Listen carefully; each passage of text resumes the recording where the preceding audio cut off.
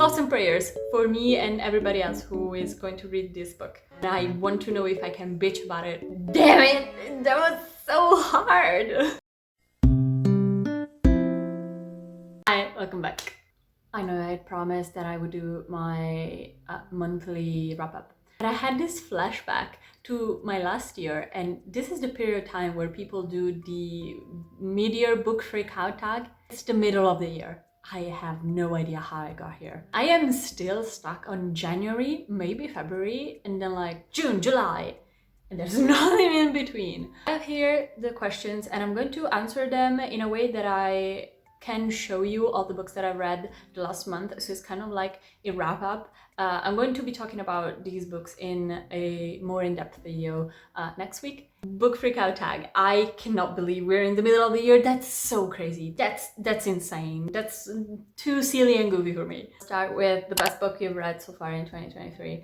And the answer is going to surprise a lot of you because it's silly and fun. And I needed something silly and fun because this year is silly and goofy and too much. So it's Love Theoretically by Ailey Hazelwood. I got it the day it came out in Italy. This is obviously in English. It came out this year. I read it in 3 days because I wanted to pace myself, but otherwise I would have devoured this in one day. Incredibly good. I am a STEM girly. I am a non-binary person, but I am a STEM girly. Ailey Hazelwood's plot, kind of similar. All the main love interests are like mountains of muscles. I don't care. These books were written for me personally. Ailey Hazelwood was also kind of Italian origins. I don't know her personally, but she knows my inner thoughts very intimately because this book, this is one of her books that talks a lot about physics. So if you read her previous books and thought these are kind of too STEM for me, this is a little bit more STEM. This is about physics, and it's a feud between theoretical physics and I've just said physics 100 times, physicist. I am so dumb. It's a feud between theoretical physicists and experimental physicists. And if you don't know, I don't know if it's in another country, but like in Italy, there's a feud between engineers, like civil engineers, as I am, and architects, and it's so similar to this one. It's such a fun, lighthearted book that manages to be a wonderful A-spec representation. Like there are characters on the ROA spectrum in this book that I think have been done very beautifully and wonderfully. I love this book so much. The chemistry was all there, the tension, the miscommunication was done in the perfect way to be manageable. I love this. 5 stars. That was my dog. Still favorite.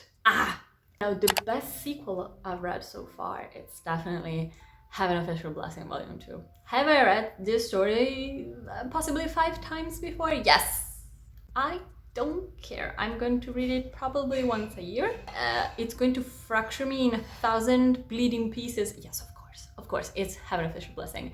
If you don't know, this is a Chinese web novel that got turned into a physical book, and it talks about Chinese deities, and it's a queer love story spanning 800 years, and there's a mystery, and it's so fucking good. So good.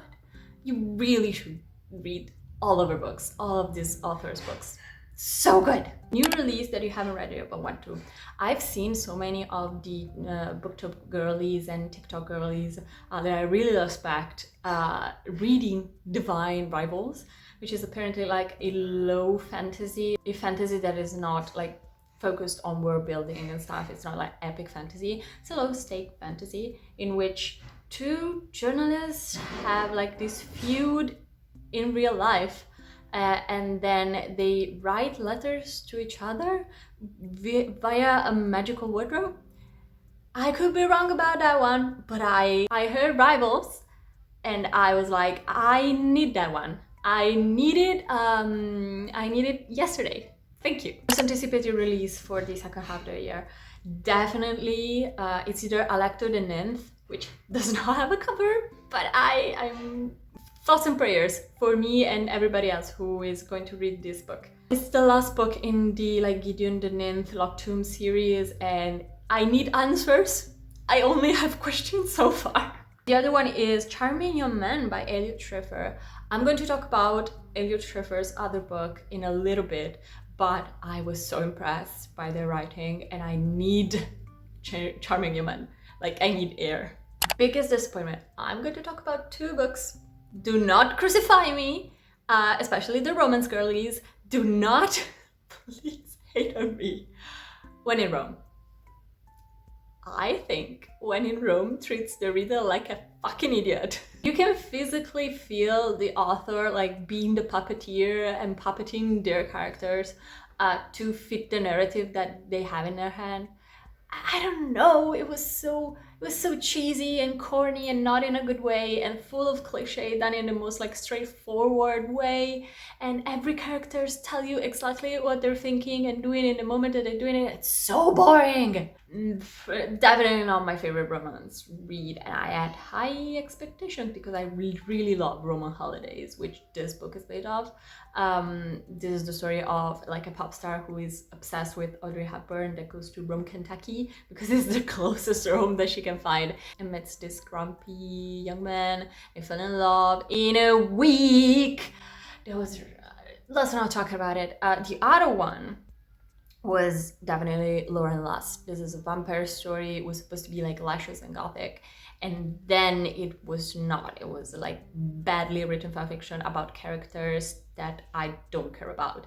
I really love the protagonist, like the Japanese vampire, the Italian vampire. Let's look each other in the eyes. Everything that was written in this book about Italian culture was completely wrong.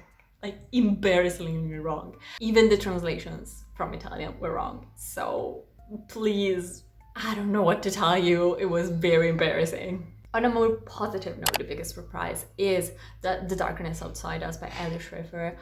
A good ass queer sci-fi story about 2 people stuck in a ship with no memories about how they got there. They only know that their mission is to save a girl on a planet, but the ship is actively working against them, which is kind of weird, and they fall in love, and it's heartbreaking and beautiful and so cool. Such a good sci-fi story. It's not like a rom-com in space. That was how they marketed it, but it's not. It's a survivalist story. So good.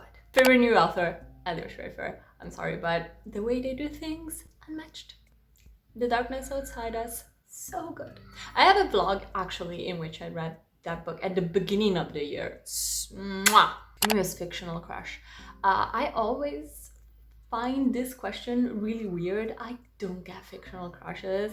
I find characters like appealing and like maybe handsome or beautiful, but crushes I don't get. Like book boyfriends, I don't get that stuff. It's not for me, so nobody. But newest favorite character, oh my god, oh my god, oh my god, August Kitco from August Kitco and the Magus from Space. Another good ass sci-fi story, another queer story about musicians and giant robots saving the earth, and it talks about music, and I am a musician, and the other protagonist is a non-binary person, like a non-binary pop star. It was so fucking cool. Talks about jazz and rock music and pop. So, I need to stop using the word cool, but that's the word for it.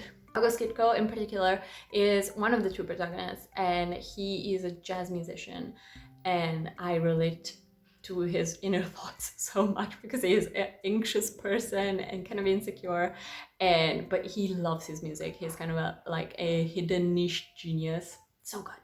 A book that made you cry. I have an entire vlog for this book who destroyed me, completely destroyed.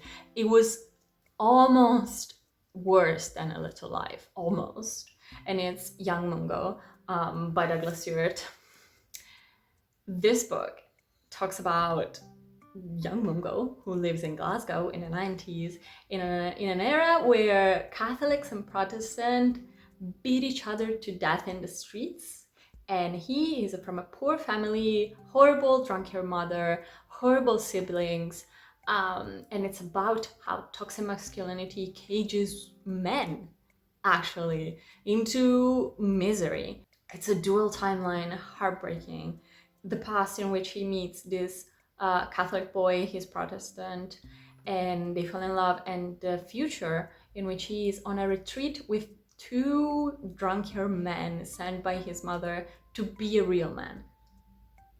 Trigger warnings, like heavy trigger warnings for a lot of things. Please research them. Beautiful, but damn it, that was so hard. Book that made you happy. Kaiju Preservation Society by John Scalzi. I read a lot of sci-fi. This is the perfect, like, cozy sci-fi books, if those exist.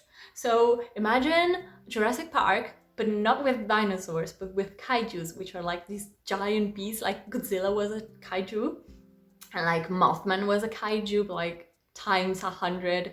And this team of researcher, plus the protagonist, who is only there because he has kind of like muscles, they have to travel to this parallel dimension in which kaiju exists to care for them like pets.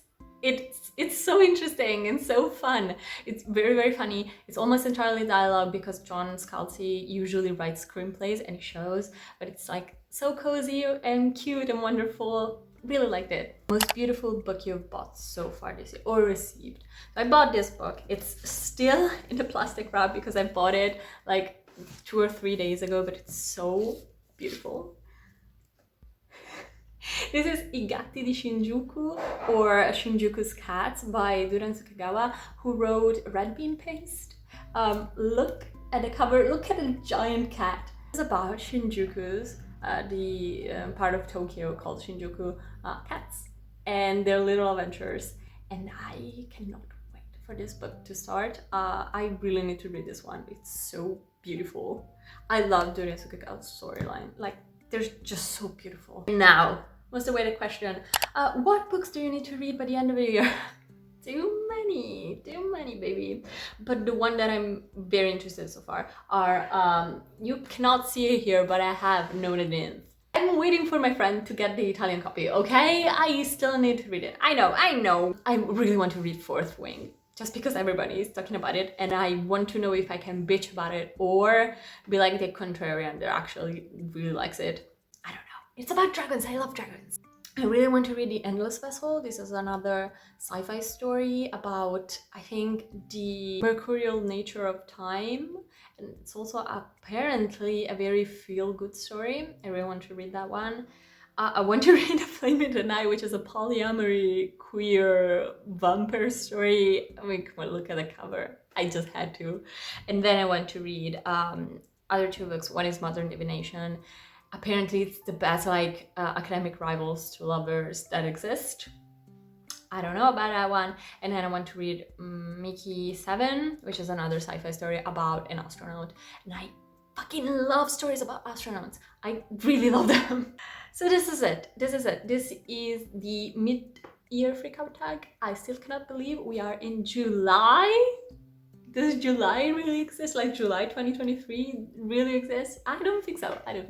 But I hope you'll be on the lookout for my next video. I hope you liked that one. If you liked it, please comment, subscribe, do whatever you want to do. And I have some social down below if you want to check it out. I have some TikToks that are pretty funny. And I'll see you next time. Goodbye! Mwah.